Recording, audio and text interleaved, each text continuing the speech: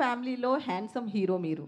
కానీ ఇప్పుడు మేకోవర్ చూస్తుంటే కోడిపుంజు అవుతారు అని ఇట్లా కొన్ని డైలాగ్స్ చెప్పారు కదా! మీ మేకోవర్‌కి మెగా లేడీ ఫ్యాన్స్‌కి ఏం చెప్తారు? ఎందుకంటే స్క్రీన్ మీద చూస్తుంటే మా మీలాంటి వాళ్ళని మా ఫ్యామిలీలో మోస్ట్ హ్యాండ్సమ్ మా బాబాయ్ కళ్యాణ్ బాబాయ్ అండి. నేను కాదు. అండ్ అంటే అంటే ఫస్ట్ సినిమా అప్పుడు కొంచెం స్క్రీన్ మీద ఎలా ఉన్నాను, చూడడానికి బాగున్నానా, జుట్టు కరెక్ట్గా పడుతుందా, షర్ట్ మడతలు పడలేదు, నీట్గా ఉన్నాయి. వెళ్ళే కొద్దీ అర్థమైంది ఏంటంటే క్యారెక్టర్కి ఎలా కావాలో అలాగే ఉండాలి. మురిగ్గైనా అసహ్యంగా జుట్టు కోడిపుంజు జుట్టు ఉన్నట్టున అలా ఉండాలి.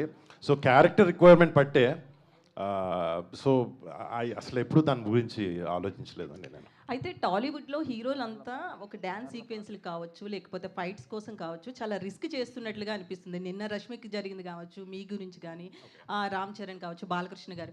ఇలా వీళ్ళంతా కూడా ఒక అంటే లైఫ్‌ని రిస్క్‌లో పెట్టి చేస్తున్నారేమో అని ఫ్యాన్స్ అంతా కూడా ఒక విధంగా భయపడుతున్న సిట్యుయేషన్ అయితే కనిపిస్తుంది. కంటిన్యూగా ఏదో ఒక ఇష్యూ జరుగుతుంది.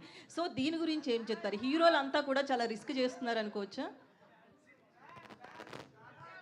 అంటే మేబీ నేను ఫస్ట్ సినిమా చేయకముందు ఒక అబ్బాయి హీరోలు డాన్స్ వేస్తుంటే ఇది ఈజీ, ఇది చేయొచ్చు, ఈ ఫైట్లో ఉంది, డూప్ వాడతారు అనుకున్నా.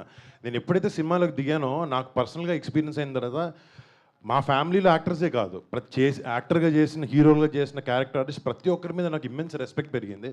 ఎందుకంటే ఇది ఒక ప్యాషన్తో కూడిన జాబ్ ఇది. అండ్ వాళ్ళు దీనికి లైఫ్ పెడతారు. ఆబ్వియస్లీ మాకు ఇష్టం కాబట్టి ఈ పని చేస్తాం. బట్ జనాల్ని కూడా మెప్పించాలి, వాళ్ళు కూడా ఎంటర్టైన్ అవ్వాలనే దాంట్లో వాళ్ళ బాడీని రకరకాల కష్టాల్లో పెడతాం. దానికి అప్పుడప్పుడు అన్ఫార్చునేట్ యాక్సిడెంట్ జరుగుతుంటాయి. బట్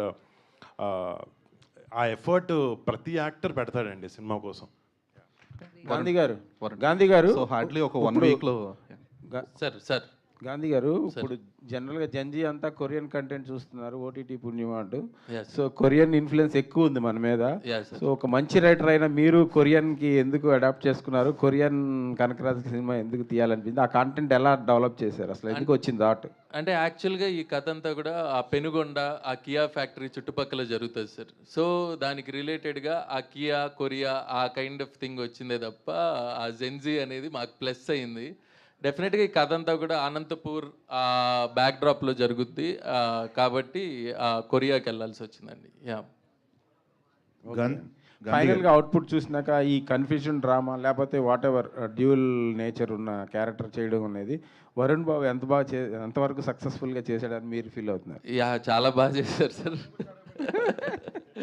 లేదు సార్, ఫస్ట్ కూడా